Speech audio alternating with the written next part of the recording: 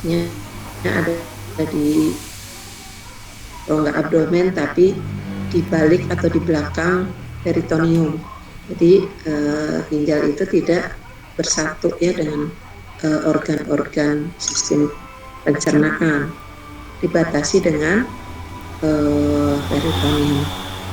Jadi kalau letak ginjal ini ada di ginjal di kalau yang kiri itu lebih tinggi ya daripada yang kanan. Jadi batas atas ginjal kiri itu setinggi kostai ke-11. Nah, batas atas ginjal batas bawahnya. Nah, kalau batas bawah ginjal kiri itu di kostai atau di lumbal ya. Nah, kalau batas atas ginjal kanan itu di antara kanan itu setinggi kostai ke-12. Ini kostai ke-12 ya, kalau kita hitung dari sini 1, 2, 3, 4, 5, 6, 7. Oh, ini yang di sini ada yang di atasnya. Jadi ini kostai ke-11, ini kostai ke-12. Nah, bawahnya juga turun. Kenapa ginjal kanan lebih turun? Karena kendorong oleh struktur liver yang sangat besar ini. Ya. Nah, struktur ginjal itu ada ginjal sendiri, kemudian ureter, kandung kemih, dan uretra. Nah, kalau di laki-laki di sini ada kelenjar prostat, tapi kelenjar prostat bukan organ sistem perkemihan, dia adalah organ aksesoris sistem reproduksi laki-laki. Ya, jadi, namun karena prostat ini kalau dia membesar itu menekan pada struktur uretra, sehingga yang memecahkan permasalahan apabila terjadi pembesaran kelenjar prostat itu adalah urolog ya, urologi, dokter urologi. Nah, ini adalah aorta ya. Aorta letaknya lebih ke arah kiri. Kalau vena cava agak ke kanan, sehingga kalau kita lihat arteri renalis kiri itu lebih rendah lebih pendek dibandingkan arteri renalis kanan. Kebalikan kalau vena renalis kiri lebih panjang dibandingkan vena renalis kanan, karena posisi aorta dan vena itu bersebelahan. Ya, itu untuk ginjal laki-laki, struktur perkemihan yang laki-laki. Nah, posisi daripada ginjal kanan dan ginjal kiri itu posisinya nggak tegak lurus ya, dia miring.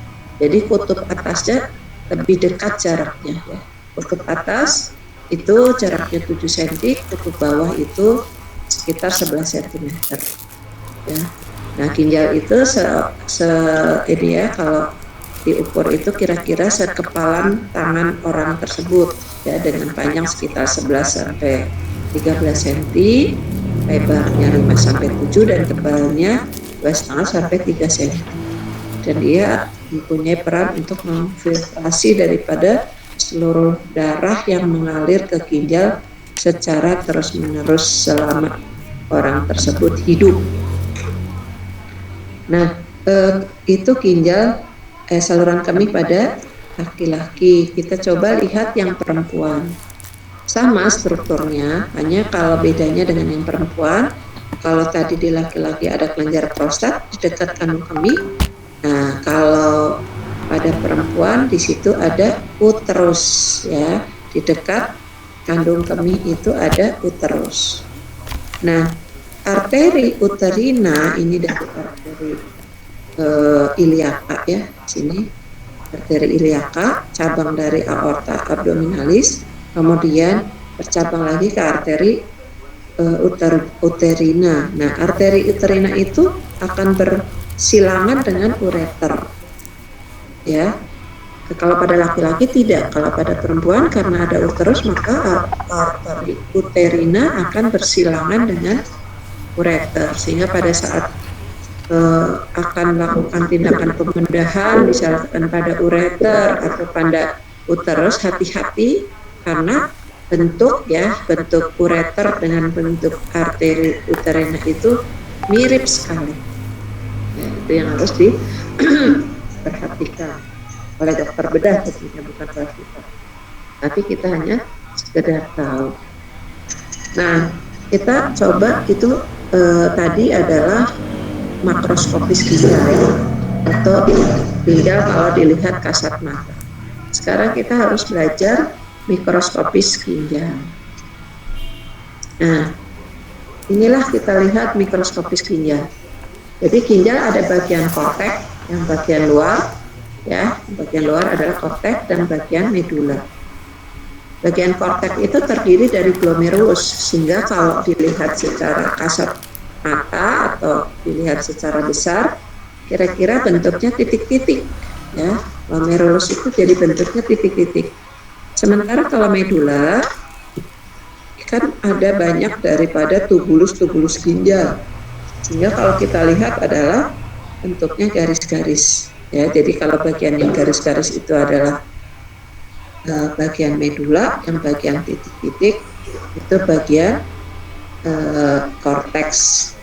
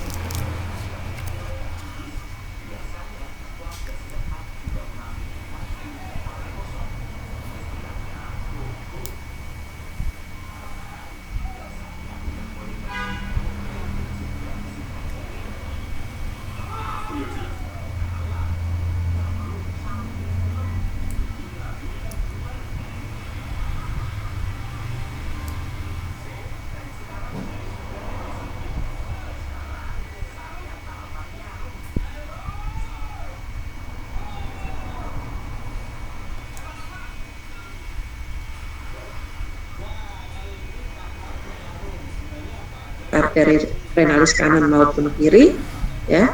Kemudian dia masuk arteri interlobaris, masuk ke celah ini yang melalui kolom berti ini, kemudian tegak lurus menjadi arteri arcuata. Arteri arcuata nanti di situ banyak cabang-cabang menuju setiap nefron yang dinamakan arteri interlobularis. Nah, arteri interlobularis nanti akan masuk, ya, ini interlobularis masuk menjadi arteriol aferen, ya. Kemudian dia melakukan glomerulus melakukan filtrasi, tapi karena tidak semua aliran darah ke ginjal ini difiltrasi dalam sekali waktu, sehingga sebagian masuk lagi ke arteriol eferen, ya, arteriol eferen.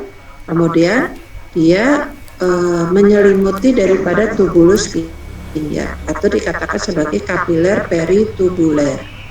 Nah, kapiler peritubuler ini akan melakukan proses reabsorpsi tubulus, ya, kemudian masuk ke dalam vena-vena, ya. Ini namanya vasa recta, atau kalau vena kecil-kecil itu dinamakan vena interlobaris dulu, ya, kemudian masuk ke vena arcuata, kemudian vena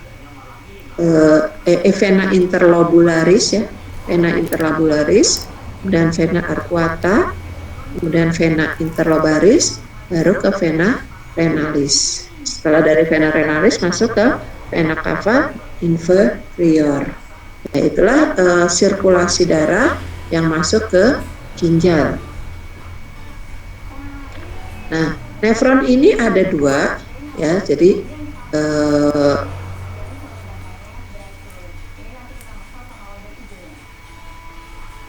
Ibu belum sampai ke situ, ya, supaya. Nah, ini ya, tadi baru sampai ke kolom Bertini.